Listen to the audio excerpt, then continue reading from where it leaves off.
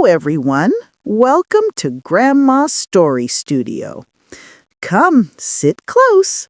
Today I have a story that has lived quietly in the corners of my heart for many years. It's a story of fear, courage, and the secrets that follow us no matter how far we run. If you love listening to tales told with warmth and truth, then this one is just for you. Before we begin, my sweet child, do me a small favor. Press the like button. It helps this grandma know you're sitting here with me. And don't forget to subscribe to the channel so you never miss another story I share. When the story ends, tell me in the comments what you felt. Your words always make me smile. All right then, shall we begin? I never wanted to return to that house. Even after 67 years of life, after raising children and surviving storms heavier than winter blizzards, some memories never stop haunting you. But life has a strange way of circling back. After my husband passed away, my health began to fail. My son insisted I move into a nursing home, but I refused. I wasn't ready to surrender my independence. Not yet. When he realized he couldn't convince me, he did something unexpected. He drove me to the old farmhouse I had inherited from my grandmother, the very place I swore never to step foot in again. "Mom, this is the only place available," he said, avoiding my eyes. "You'll be safe here." Safe. The word tasted bitter. The house stood at the edge of a small forest, its paint peeling, roof sagging slightly, porch groaning in the wind. But beneath all that decay was something else, something familiar. The house looked exactly like it did when I was a little girl. The same crooked windows, the same heavy front door, even the same rusted wind chime shaped like a tiny bird. But those weren't the memories that scared me. I stepped inside slowly. The air smelled of old wood and forgotten time. Every step I took made the floorboards whisper under my feet, as if the house was greeting me or warning me. My son helped me place my bags near the living room. "I'll visit next month," he said quickly, already moving toward the door. Next month.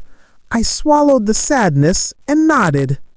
When he left, silence filled the house like a cold fog. I sat in the old wooden chair by the fireplace, staring at the walls. They seemed to remember me. The house felt alive, watchful, not dangerous, but not welcoming either, more like a guardian unsure if I was friend or foe. The sun went down, taking warmth with it. I wrapped myself in a shawl and tried to sleep. Just when I was drifting off, I heard it. Knock. From the hallway. Then, knock, knock. This time louder. I held my breath. The house was empty. No wind, no visitors. But the knocking continued, steady and purposeful, like someone or something wanted to be acknowledged.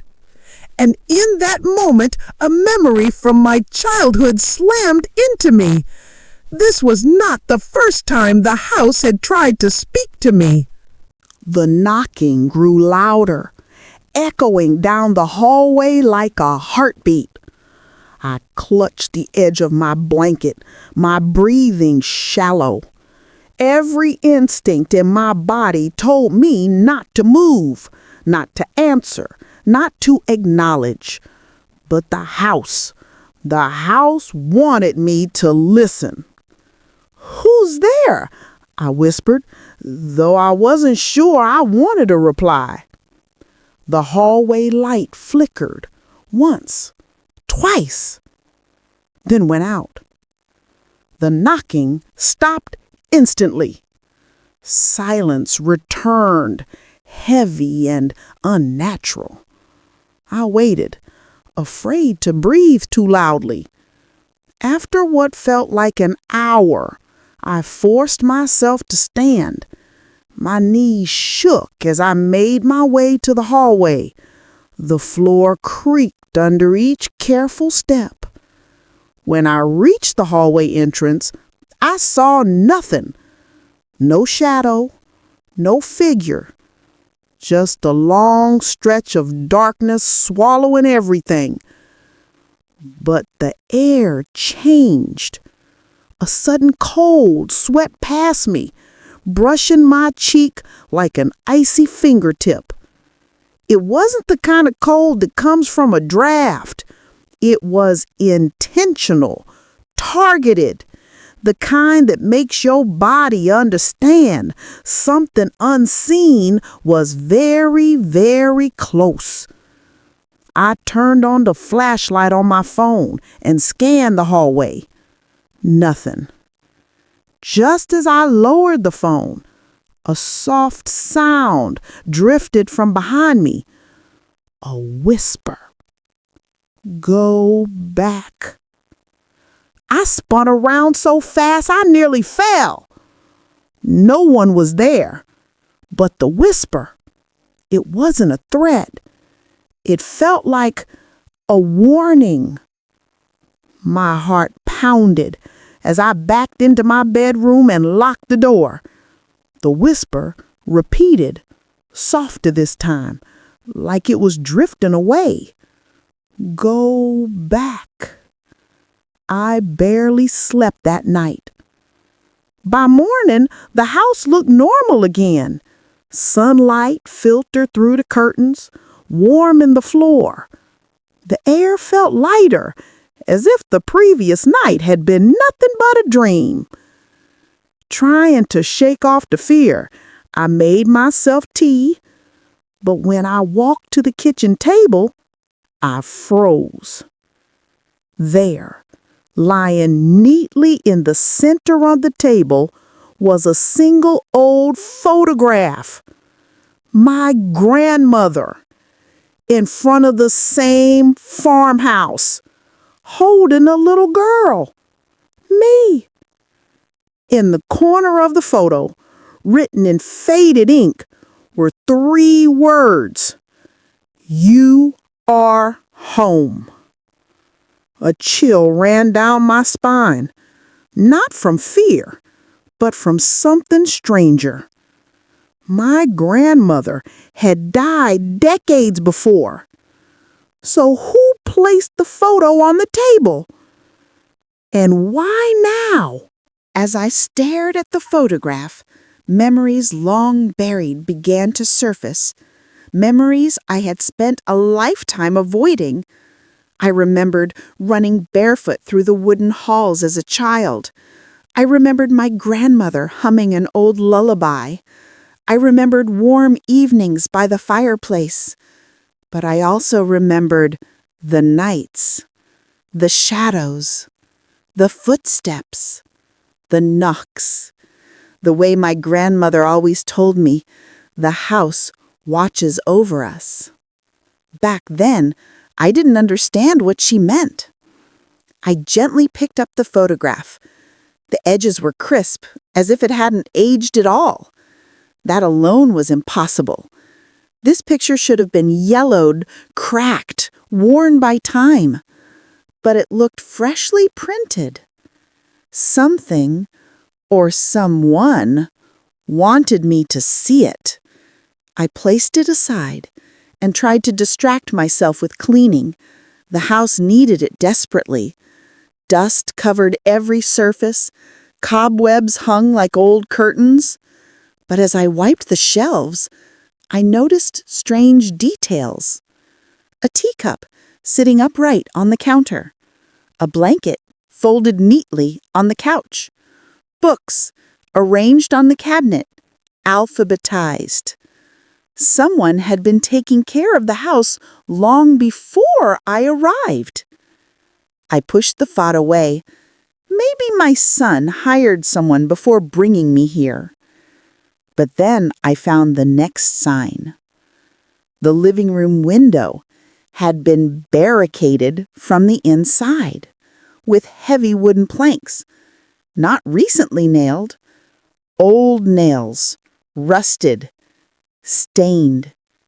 A barricade, as if something outside had once tried to get in, or something inside had tried to get out. I backed away slowly. Then I heard footsteps above me. Slow, dragging, familiar. The attic. My heart tightened. When I was a child, I was never allowed to go into the attic. My grandmother would lock it and keep the key around her neck. She always said, "Some rooms are meant to stay closed." The footsteps stopped. I stared up at the ceiling. Silence returned.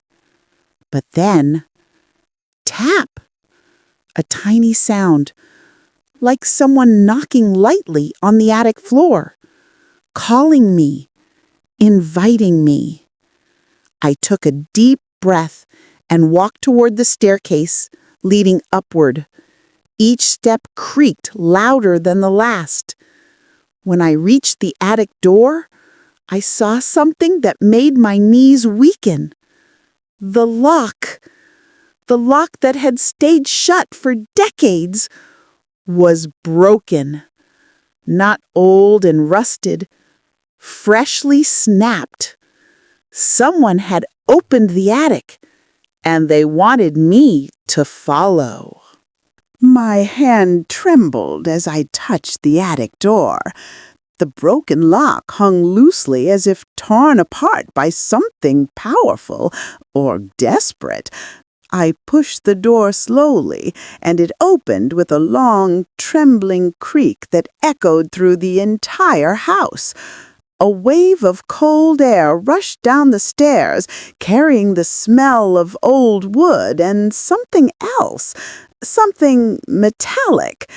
I took a hesitant step inside.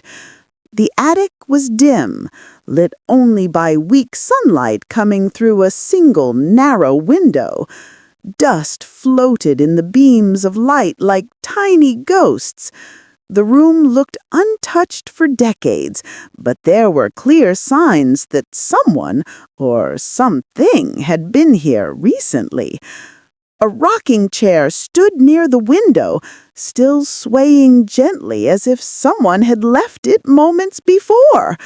A small knitted blanket lay draped over it, my grandmother's blanket, the one she used to cover me with when I fell asleep on her lap.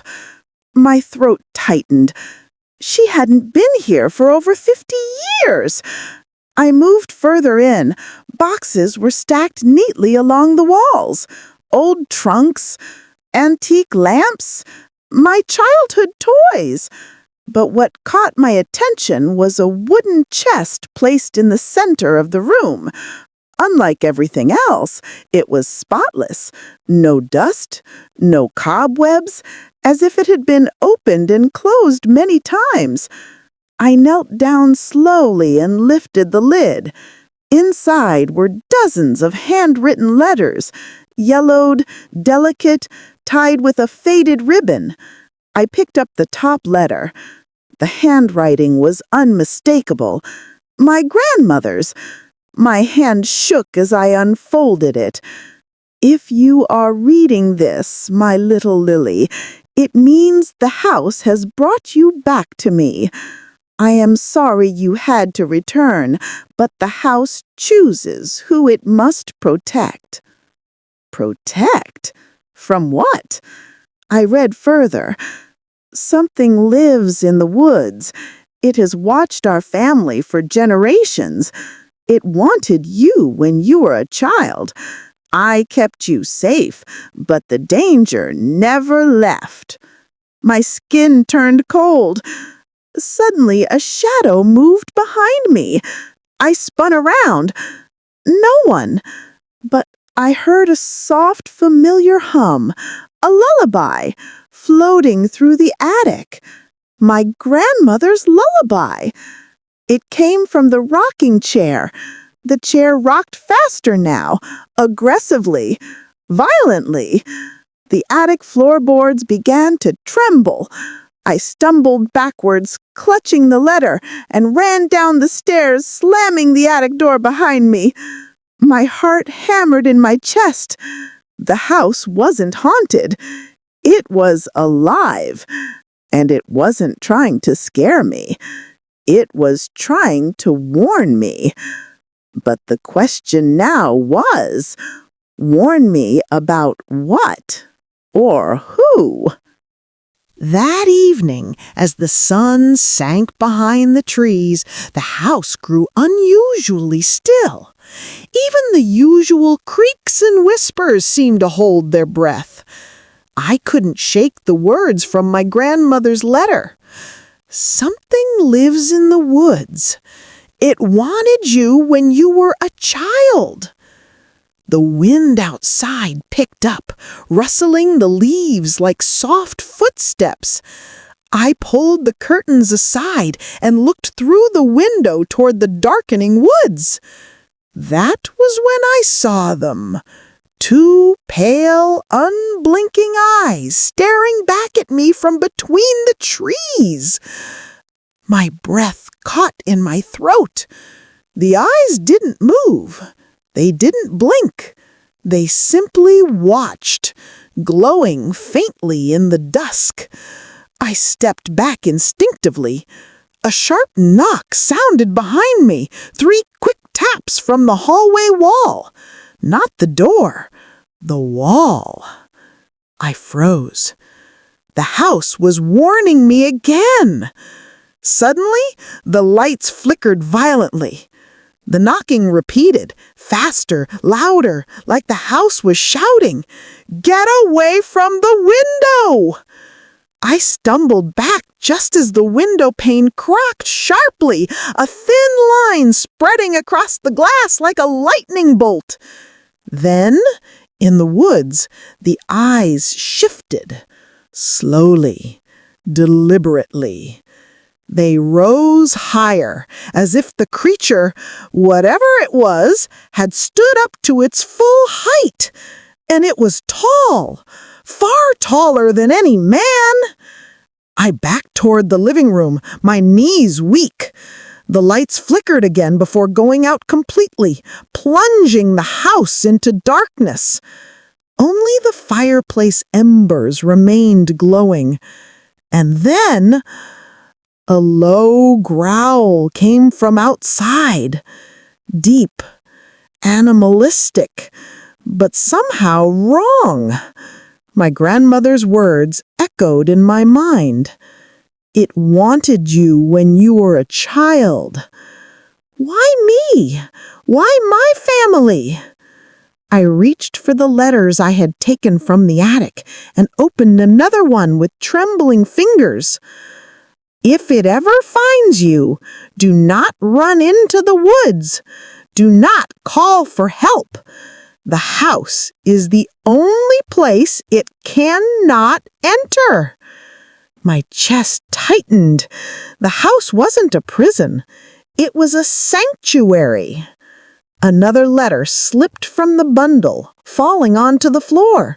Something was written on the back in rushed handwriting. It always comes back when someone in the family is alone. At that exact moment, a loud thud shook the front door. The house groaned, its foundation trembling. Something was trying to get in. Something that had waited for decades. And now it knew I was alone. The thud against the front door echoed through the house like a drumbeat. I froze, gripping the edge of the table, my heart pounding painfully in my chest. Another thud followed, harder, then another. Something outside was hitting the door with a strength no human possessed. The walls trembled. The lights flickered. The house groaned as if bracing itself. I stumbled backward.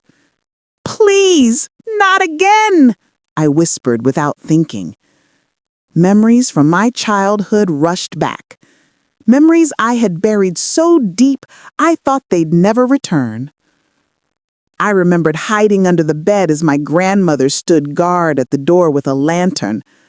I remembered the scratching on the windows, the heavy breathing, the sound of something enormous circling the house. I was 5 years old the last time this thing came for me, and now, at 67, it had returned. The door rattled violently. Dust fell from the ceiling. The floor beneath my feet vibrated as if an earthquake had struck. Boom! A massive hit made the hinges scream. The house responded instantly. Every window slammed shut at once, some with such force they cracked. The hallway door swung closed by itself. The fireplace roared to life, burning brighter and hotter, casting long shadows dancing across the walls. It was protecting me. I crawled toward the corner of the room as the banging grew louder. Something scraped along the outside wall, long, slow metallic scratches that sent chills crawling up my spine. Then I heard it breathe, right outside the door. Heavy, wet, animalistic, but layered with something disturbingly human. My phone vibrated suddenly. My son was calling. I answered with shaking hands. "Hello?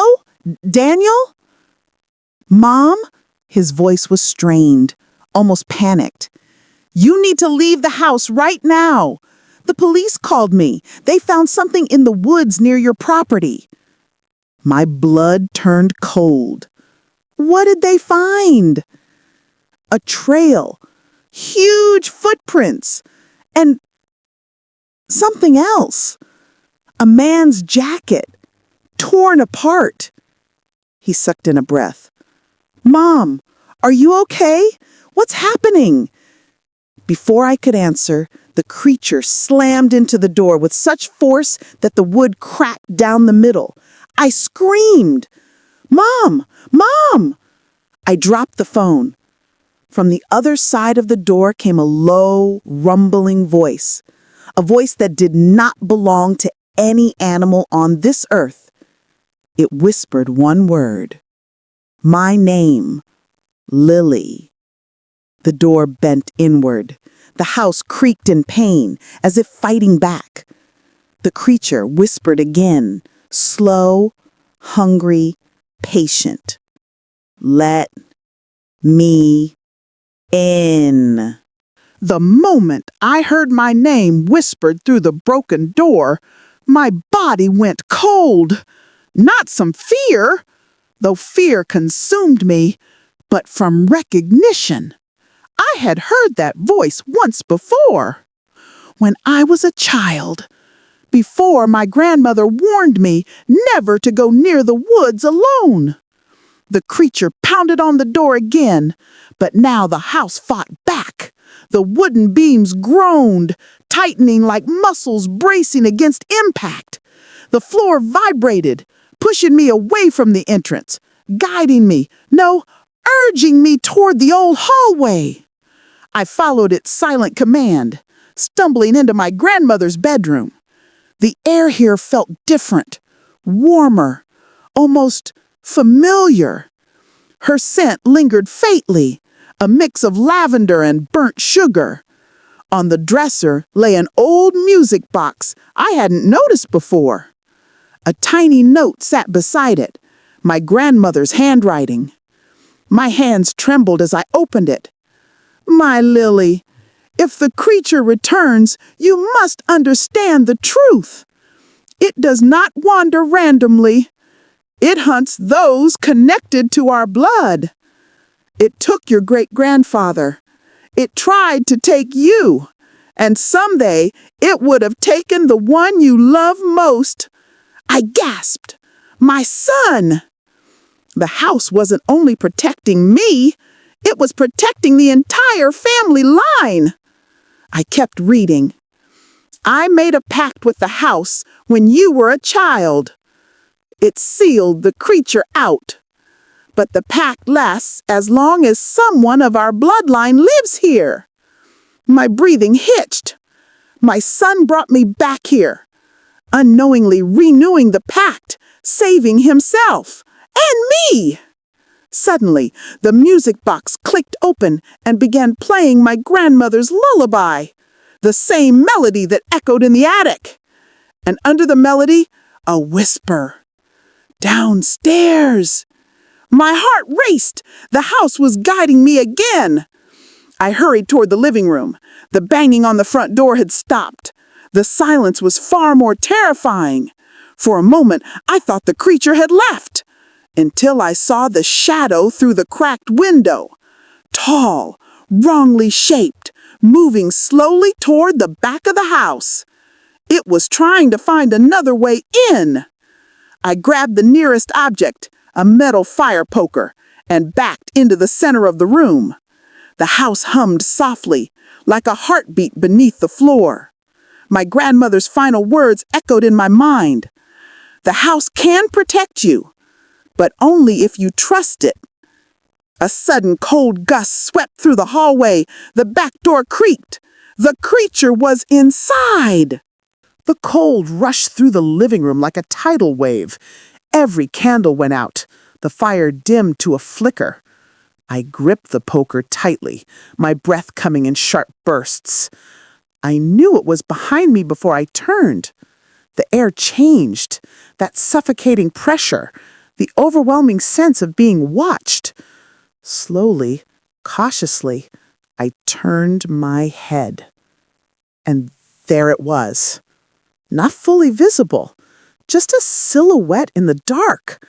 Towering, twisted, its limbs too long, its eyes burning with a pale, unnatural light. Every breath it took rattled like dry leaves and broken bones. "Lily?" it whispered. My name oozed out of its mouth like thick smoke. I stumbled back. "What do you want from me?" It stepped forward, the floor groaning under its weight. "You were promised." Promised? Before I could react, the house roared. Yes, roared. The walls shook violently. Doors slammed. Windows shattered outward, never inward. The fireplace erupted with bright flame. The floorboards beneath the creature glowed faintly, then cracked open as a massive force surged upward, like the house itself was rising against the intruder. The creature screeched, a sound so sharp and painful I dropped to my knees. The house pushed harder. A wind blew through the rooms, swirling violently around the creature, forcing it backward. The walls groaned, beams tightening like ribs closing in. The creature slashed at the air, clawing, desperate. "No!" A final thunderous crack split the air as the floor opened just enough for the house to swallow the creature's shadow into itself, then slammed shut with a deafening thud. Silence. All that remained was the sound of my own heartbeat. I collapsed to the floor, shaking, trying to understand what had just happened. The house saved me. The front door gently unlatched, swinging open by itself. Soft morning light spilled into the room. The night was over. The danger was gone. My son's voice shouted from outside, "Mom! Mom!" He ran inside and knelt beside me, pulling me into a tight embrace. I held him, tears flowing. But as he helped me stand, something caught my eye. The photograph from the first day, the one of my grandmother holding me, was lying on the floor. But now, The background had changed. Behind us, where the woods once stood, the trees were gone. In their place was the house, but not the house I knew. A brighter version, alive, protecting, watching. My grandmother's handwriting appeared across the bottom, words fading into view like developing ink. It added, "I am always here." The house creaked softly in response, as if nodding. And for the first time in my life, I wasn't afraid. I was home. My dear listeners, if you've stayed with me till the very end of this story, then thank you. It means more than you know. Stories like these, they're pieces of my heart, memories stitched with hope, fear, and strength. And if you felt something today, even a little, then do this old grandma a small favor. Like this video so I know you're here with me, and subscribe to Grandma's Stories Studio so you never miss another tale I want to share with you. I'll be right here waiting to tell you the next story, just like family. Until then, stay safe, stay kind, and remember, you're never alone.